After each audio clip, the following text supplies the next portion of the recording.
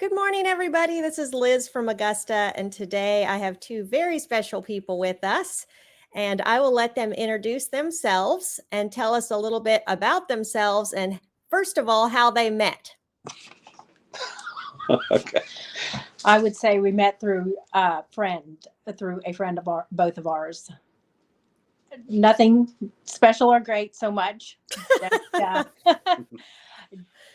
happened to be that she introduced us, and it kind of just went. A friendship started from there. Fantastic. And what about your childhood? You guys have siblings? I do. I have two older sisters, and I am the youngest. My oldest sister lives in Oregon, and my middle sister lives in North Carolina, and my parents live in Mississippi. How about you, Kevin? Yeah, I've got two older brothers, which grew up in Alabama, small town in Alabama, and then lived in Mississippi for a while, actually. But yeah, got two older brothers, but now pretty much all the family lives here.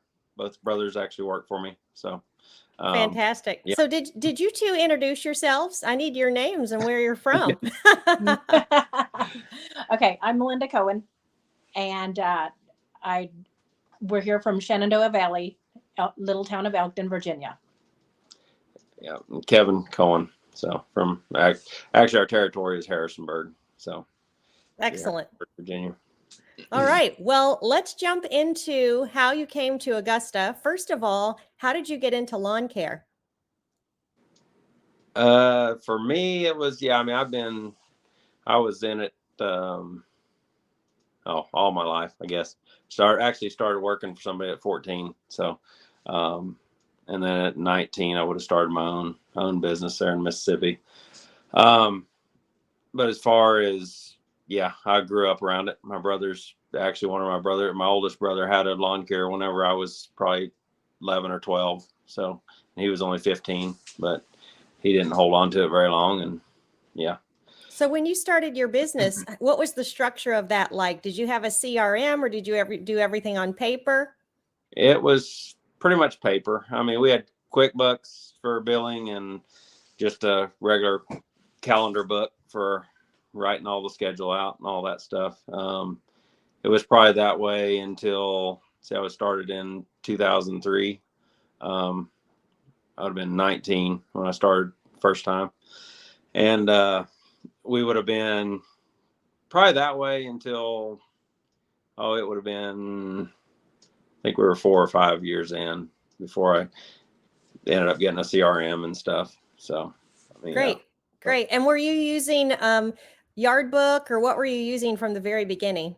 Back then it was Clip, which okay. I think they're back around a little bit. I've seen them around a little bit, but for years I used them. And then, that would have been all the way up to probably 2015. I would have used them. And then after that, we owned a restaurant in Mississippi, sold the lawn care and everything, and moved here to Shenandoah or to Elkton.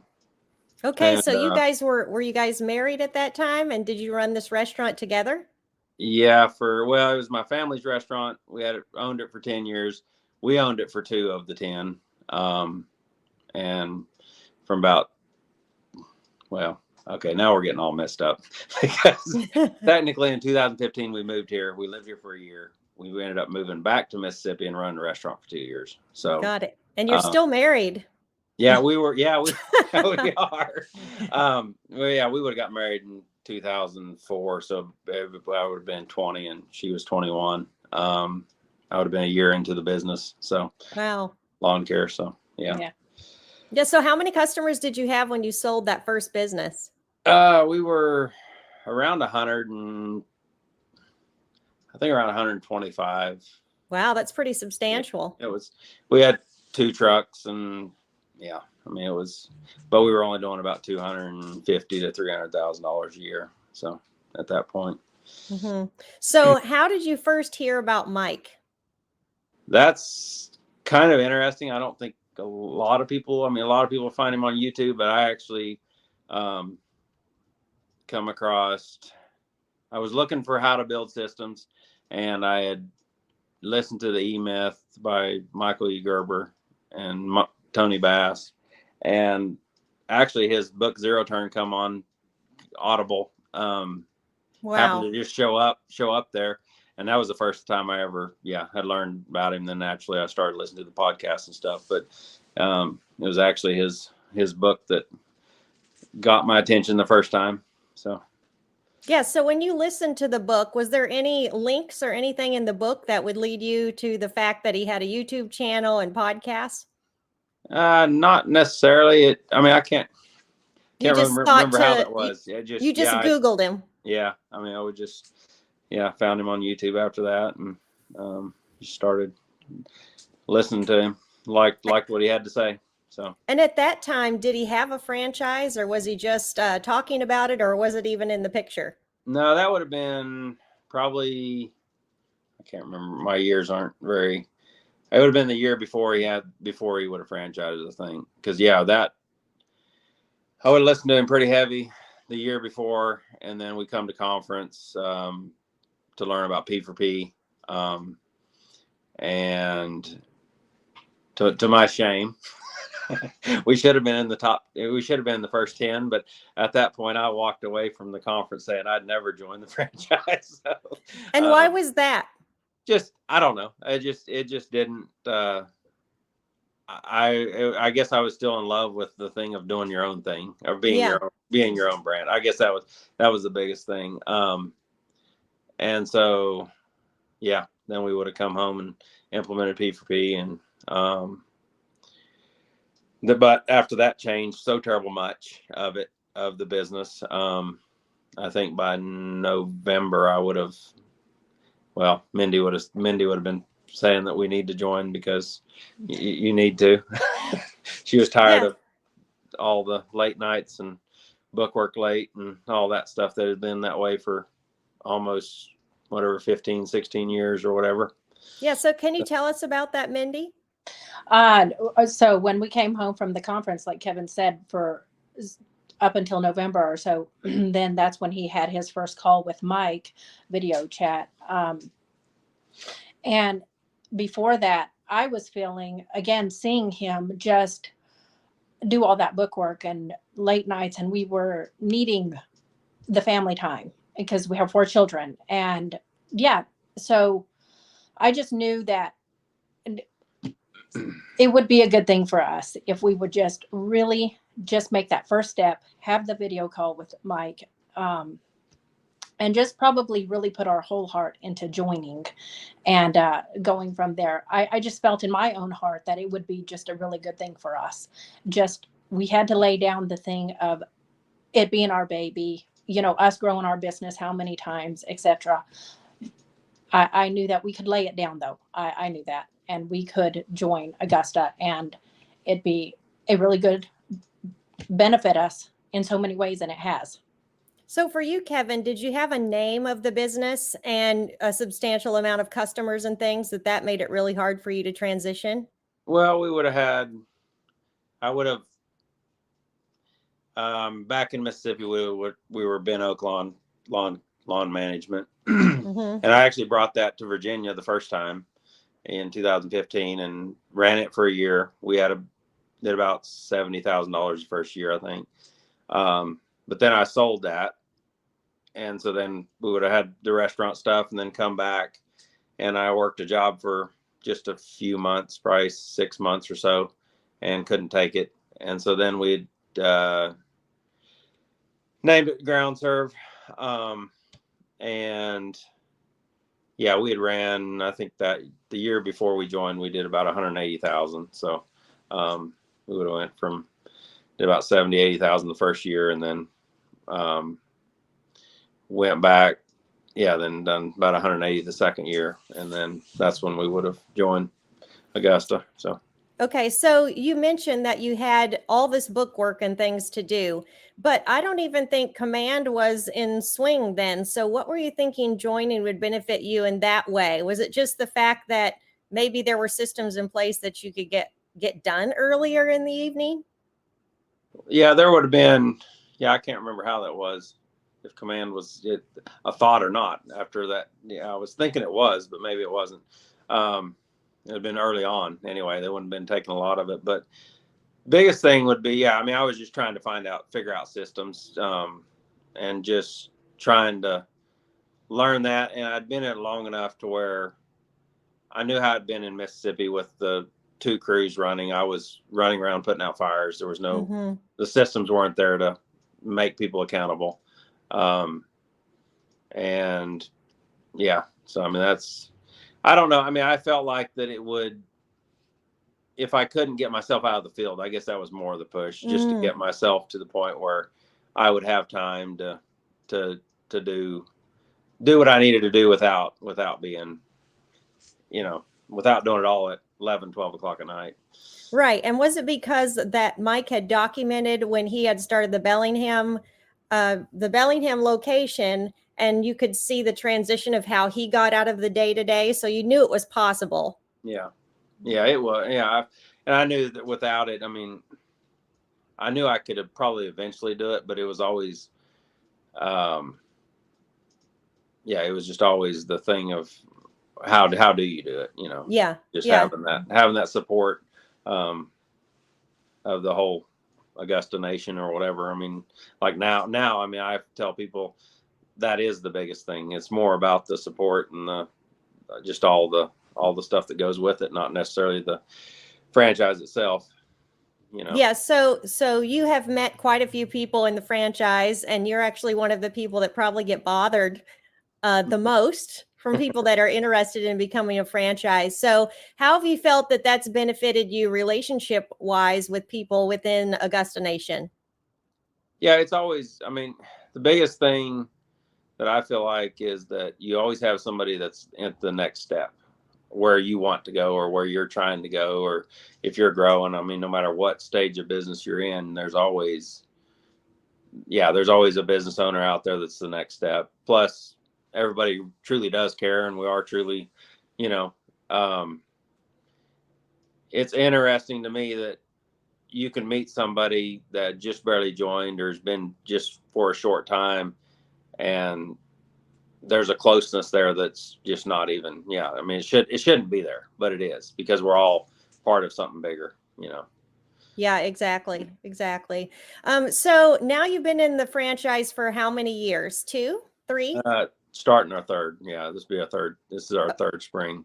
Okay, so this is the third spring. This is the busiest time of year, which the fact that you could even meet with me today, I know is a big deal to take the time out of your day.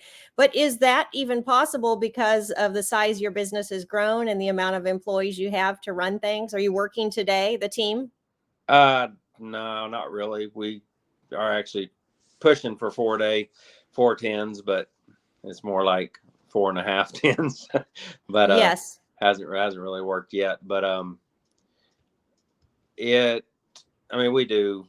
The only thing that's going on today is one of the guys is at the shop doing maintenance, doing some stuff that needed to get done. But other than that, it's just having that for sure with command having during the week. Just yesterday we took a day off and went on a field trip with the school, and just to not be bothered, know that everything's getting taken care of is worth a lot.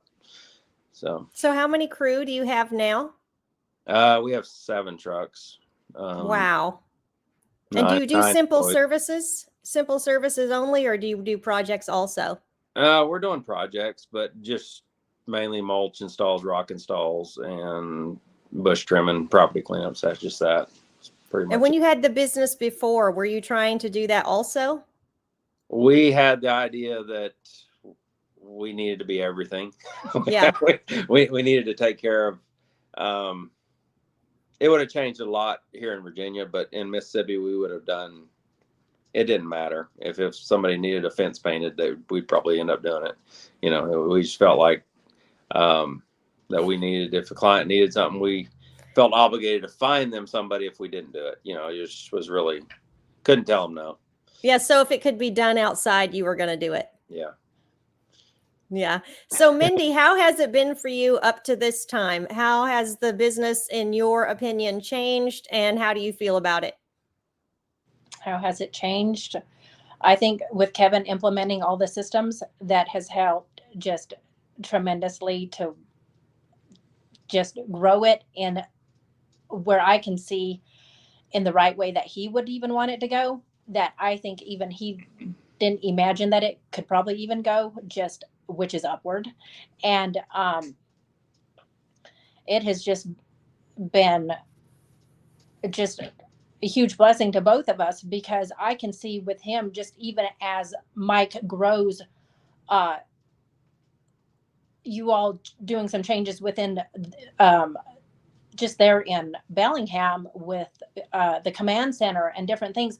And then Kevin taking that and implementing it into our own business. Yes, it's just been going the right way that it should be. And it's just been great to see that. There was one conversation that Kevin and I have had a couple different times, and that is because those conversations come about because of the challenges we've had, because you started at the bottom with us and you're growing with us. And it's not like we have a manual or a book to follow to build what we're doing. We're paving the way. And so we have had Command Center for several years now, and Kevin was at the beginning with the groundworks, I would say within the first year or two.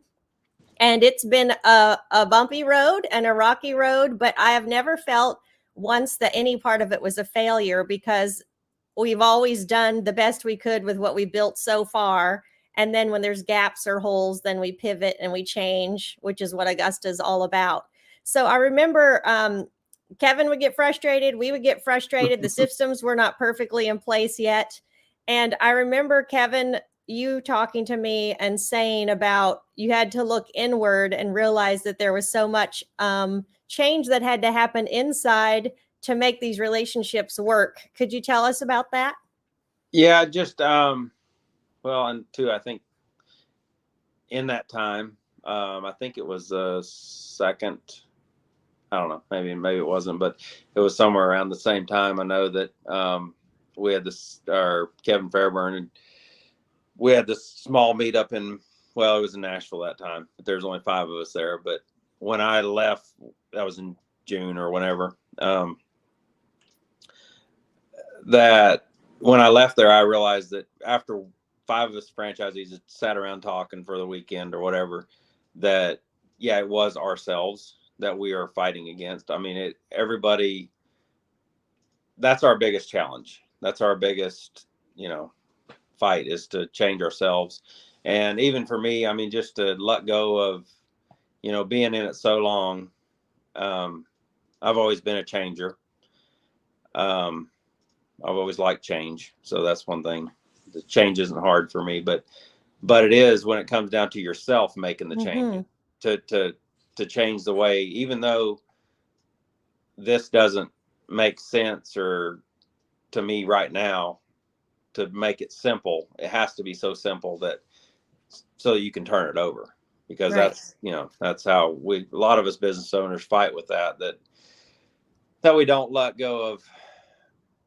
We don't realize that the simple stuff, that you're going to have to turn it over to somebody else one day. So you need to make it, even though it may be crazy for a solo operator to make estimate videos. You need to get that in your, to do it from day one, because when you do have somebody that you need to send that to, and you might as well practice while you're doing it for yourself.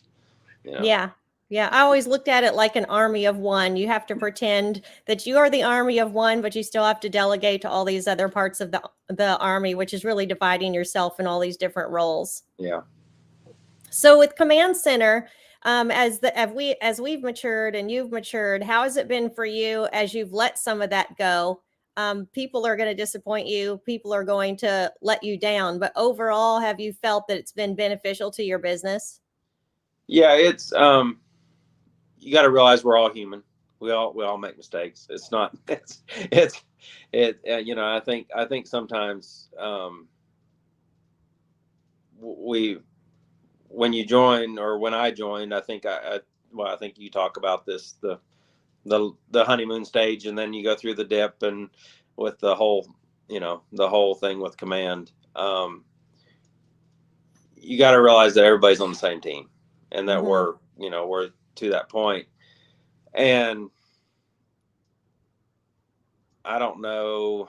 I mean, yeah, it's definitely been beneficial, and it's forced me to let go of stuff, with command. I mean, just to trust somebody else to do it. And it's actually helped me in running the crews to be able to do that, because the systems forced me to let go of the office side of it first, and the stuff that I was used to doing for the last, 15, 20 years. And then to be able to let go of that there is, like I said, it's helped me with the guys to just trust them that they can go out and mow and do stuff. And if they're going to break stuff's going to happen, not to stress out about it.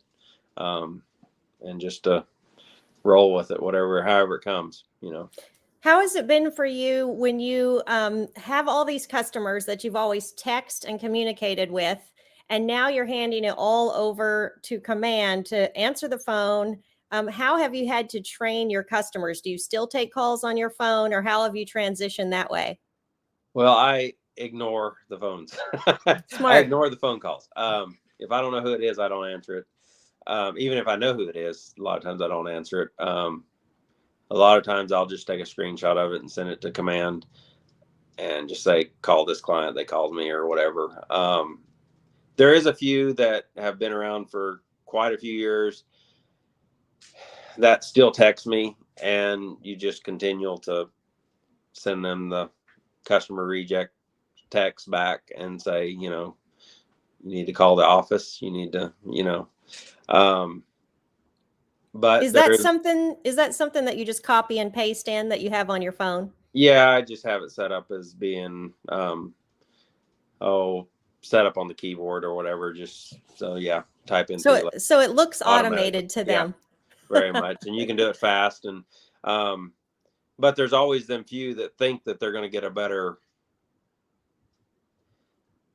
they think that they can talk to you and get a better deal. And it's just, you finally got to just train them, and just, even though you would like to just answer the text, just to send it to command and sell them to do it, because that's just the way it needs to be, And command isn't going to budge on the price without your permission. So we can take the heat for you. That's right. And that's something that I've got, the bigger we get, the busier we get, to get it to where, just for instance, I had a guy we priced a job for, we've mowed for quite a few years. We priced it. Our price was $836 to get some stuff cleaned up. And he tried texting me yesterday saying, "Oh, I have a bid for $400." Wow. I told him, I was like, "Well, if you get a bid for $400, do it." No kidding. I can't bid with P for P and with percentage and all that stuff. I don't have any wiggle room. My prices are the prices. I mean, there's no, and so, and just to stay strong on that, to not budge on it when sometimes you think, well, yeah, I probably could, but Yeah. So has P for P been acceptable to your employees? Because you had employees already, right? When you introduced P for P. Well, when we changed, we was in a swap over. I would have had would have just been Hunter, our one son, that he would have been the only one that would have went with the change. One of the other guys was coming. There was a guy that had worked for us before, and he was coming back. So, yeah, it really wasn't hard to change. They were all about it, and plus they were good employees. And the biggest challenge I find is with new help, to get them to the point of, because there's some people that just aren't cut out for it. I mean, just don't have the drive, or right. And you don't know that until you get them in and working. But for the most part, the guys are. I think it ruins a lot of people where they don't want to work hourly anymore. Yes, for sure. So how has it been for Hunter watching this whole transition from working with you? Did he work with you before Augusta? Yeah, he would have started on the crew when he was 8. So Oh my. not legally, but back in Mississippi. So and now he's 17. So I mean, yeah, no, he enjoys it. I think sometimes he wishes we could do stuff our own way. He thinks Yeah, I'm sure. some of the stuff is, but he understands why, and that it is a better way to go and everything.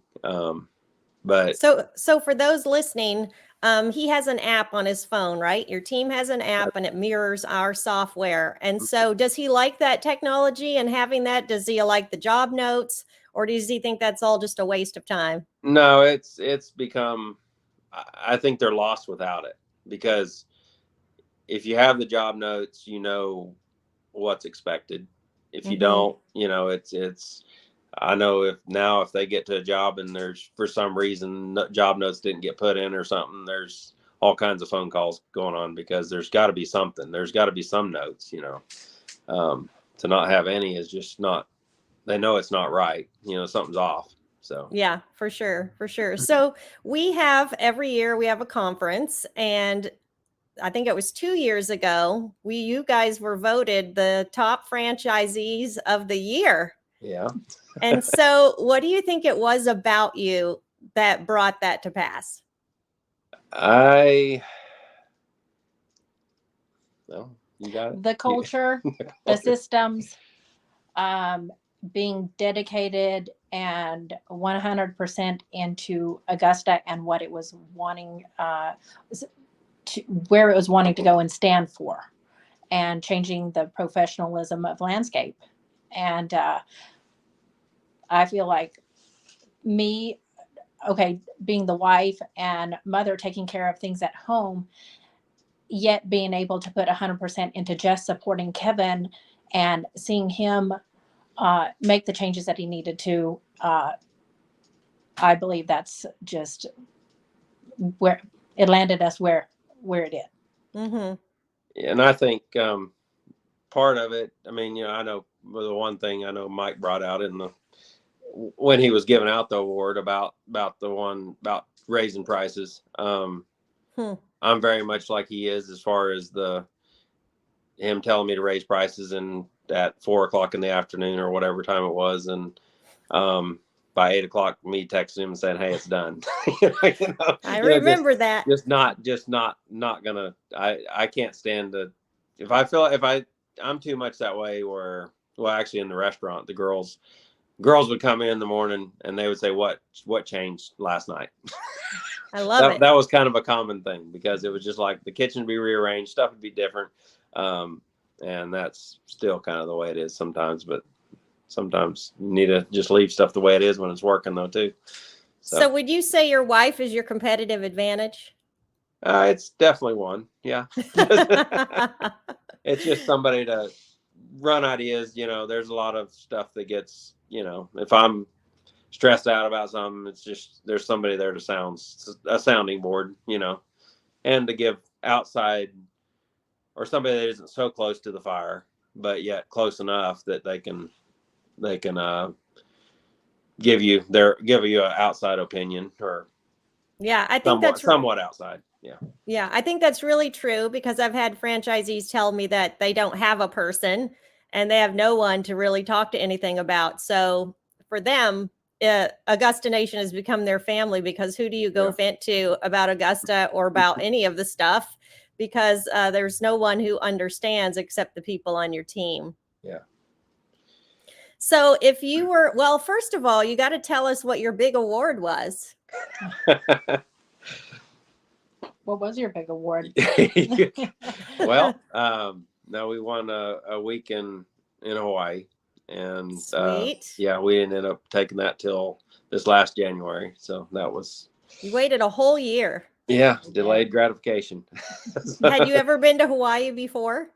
I had been. I have my next older brother. We're all 2 years apart anyway. The one that's the next up was in the military, was in the Army, and he was stationed there around Honolulu. So we were there, spent a couple weeks there in the early 2000s. And so had been there, but we ended up going to Maui, and definitely Nice. thought it was a good choice. But yeah. Nice. So while you were there together and contemplating everything and how you had got there and how far you had come, what would you do differently if you had to start over with Augusta? You got anything? I don't know if I have anything to say on that, because I want to say I don't know if we'd do anything different. For me, the biggest thing would be if we had to start over with Augusta, we probably would have, like I said, swapped right away. I think we was number 26, which I'm not. Yeah, we were still in the close whatever, but I think having less customers, I think that was the biggest change, is converting over. I mean, that was probably the harder part of it, because of that thing of clients knowing wanting, Mm-hmm. thinking that they can talk, knowing that you're the owner and all that stuff. And that's the thing now with, over the phone estimates and all that stuff. There was actually a couple yards last year where it took me until the fall. We mowed them all summer. I never knew which yard they were. I drove by them numerous times and never had the address out. Didn't really just look at it, but I wondered what yard we mowed down that street, but wasn't real sure. And that's, that's something it's amazing to see. But yeah, Yeah. I mean, as far as the change, that's probably the biggest thing that I see that would have been nicer to do it when we had less customers, Mm-hmm.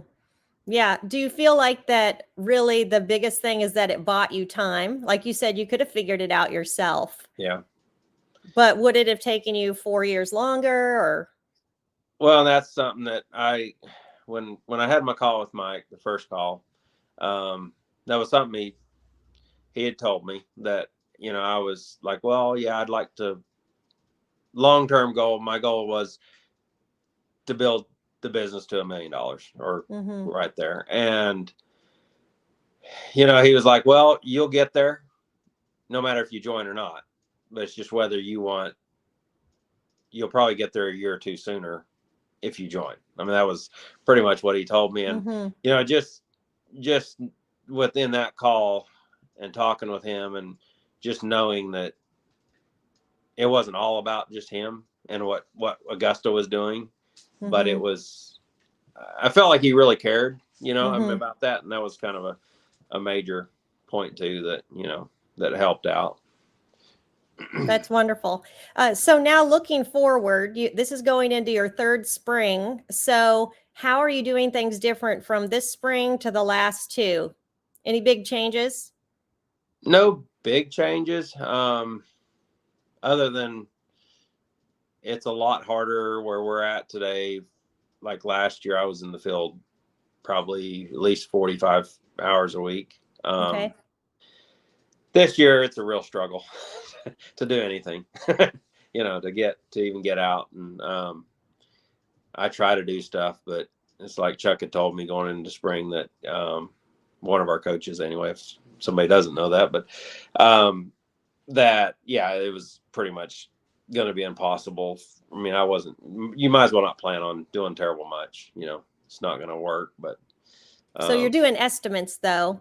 Yeah, between estimates and making sure the guys are getting trained, or, there's just always stuff, Yeah. So how many crew do you have? And you have 7 trucks, you said. How many guys? There's 9, 10 with myself. So yeah, so that's a pretty big crew to route and dispatch for the day. Yeah. And then, if you have equipment issues or anything, it just all takes time, seems to be. Yeah. So could you tell us the kind of things that you typically listen to when it's a little different when you're out in the field? So you had probably more time to stick something in your ear and listen. And so typically, what do the two of you kind of feed on, or what gives you strength or motivation? Well, I'll say this: Mindy doesn't like stuff going in her ear very often. So she likes peace and quiet. She likes peace and quiet, which I don't blame her. No, for me, I mean, it's a lot of podcasts. Naturally, all of Mike's, it's Mike stuff. But there's some of the time where you just need peace and quiet too, Yeah. But I know, like, just a lot of audiobooks. I mean, the natural ones, like, I don't know how many. I know I've listened to Extreme Ownership 4 or 5 times. Just a lot of that stuff. As far Has as Mindy heard that one yet? I have in part, in bits and pieces. Because he was listening to it and then you were forced to listen. Kind of like that. But I did start it on my own, and between that and some of the other books that have been mentioned, now at this last conference, I've started trying to do that during the day. I'm not real faithful in just finishing them. So, but I have tried. So what you have been listening to, does it help you understand a little bit what he's doing sometimes? Do you think, oh, that's why? Yes. And talking specifically about extreme ownership, that book has just been, it's been almost like the first layer, and then of character. Even you just read it, and just the changes that we can make for ourselves, and especially Kevin as a leader and different things like that. It has really opened my eyes. Yeah, it sure makes you humble. Sure. When you realize the buck stops with you. Right. Well, you start realizing how other people. I mean, you hear somebody making excuses, and it's like, it strikes you in a different way than what it. That all has changed a lot. That a lot in. I've noticed that in myself, that just listening to that book so many times, every time you hear something new. I mean, it's kind of interesting how audiobooks work, but yeah, it definitely changed your perspective on life and how stuff is. Yeah, for sure. So it's not often that you have a platform to be able to encourage other business owners and, people that are just starting out. Could you guys share some encouragement maybe for them? Just, I guess one thing I hear, I mean, a lot, or I guess I think back to the years of getting started, you expect stuff to be quick. And I've even heard some people make the comment that, when they buy into Augusta, they think it's all done. Like, I mean, it's, you got the systems, you got Augusta, it's all just going to blossom, but it's still a lot of hard work. I mean, you still got to put in the time, and something that for me, I mean, it's like, you can't get impatient with it. It takes, even when we first joined, I would have thought that,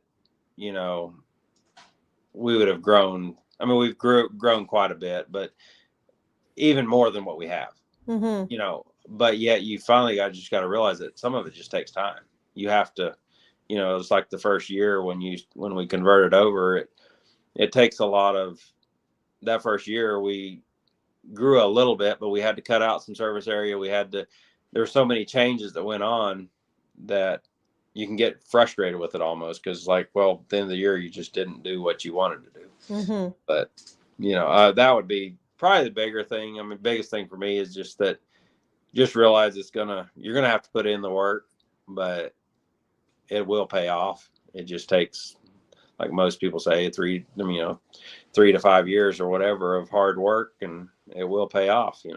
How about you, Mindy? Yeah. And I was going to say too, then just looking at it, not just from a business owner side, but like me being the spouse and wife of Kevin, just for anybody listening, that if you have your support, if you can be that 110% for that person. And again, when those challenges come of you want to, like, maybe want to see so much growth and you're not getting there, that it's okay, and just be that listening ear to that, to the owner of the business, and just really just try to be there and as their support 110%.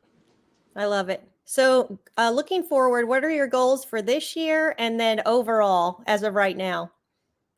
As far as business wise, or? Yeah. So when you think of the business, are you thinking a certain revenue for this year, and then not just revenue, but team, trucks? Like, what are you thinking in the whole picture? The whole picture.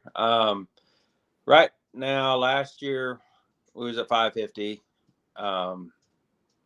and 5 trucks. And my goal this year was 800, and then $1 million next year or whatever. But even that, like I said, that's I would have thought we would have got there this year already, but Right. not. It's just kind of sometimes you got to learn to, you got to do more, grow a little slower than what you, and I don't know, after that point, I guess that's been a goal for so long, to get to that point. And then eventually I don't know if we'll necessarily buy more territory. Our territory is really big since we're one of the early ones. But I think we'll definitely put 2 or 3 more locations in our service area already. Probably not just expand, but so some of your guys that have been with you for a while, you could probably just expand your service area out, even in your territory. And then some of them are probably the quality, if they've been with you for a while, that they could act as a GM for you. Yeah.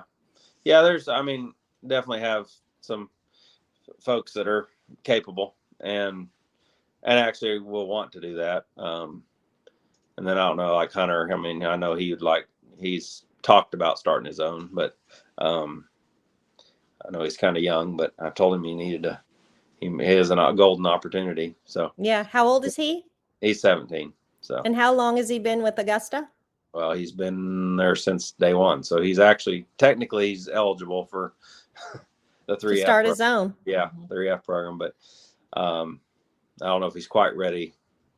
Yeah. So really what we tell the ones that are wanting to do that is, you need a certain amount of money to probably get started, even if it's free, quote unquote, free for you to get in from the beginning. And so you have to build some savings up to be ready to go for it. And then, like you said, you don't know if they're ready. It's a lot of responsibility. That's right. So. Well, that is wonderful. Thank you for your time today. I'm wondering if, to close out, that maybe you could share a quote or something that's been an encouragement to you that would bless others. Okay, well. You have your quote and I'll tell her what I have. Okay. So I don't know, it's pretty simple, but the quote that I have kind of, I don't know, I guess live by, I guess in a way, but is that complexity breeds confusion. I guess that's good. I have to just, and I don't even know where it come from or what, but I know in the last year that saying has become quite, I think about it quite often when I'm thinking stuff with the business or whatever. So, and I ran across something, and it had to do with Augusta, or one of your pages, I should say, one of Augusta pages, so to speak. One is, your daily behaviors mirror your deepest beliefs. And another one is, the micro actions we take shape or shatter the big picture. And I actually have both of those hanging on my fridge. And I see them every day. And I absolutely love when you really stop to think about them, what they stand for, and how we can implement them into our own life, into our daily life. Yes, that's beautiful. That's beautiful. All right. Well, we'll close out for today. And I want to thank you for your very valuable time. This is the busiest time of year. For those that'll watch later, it is April, and we're all super busy. And so I appreciate you taking the time today. Yep. Well, thank you. Yep. Thank you. Thank you. You have a wonderful day. You too.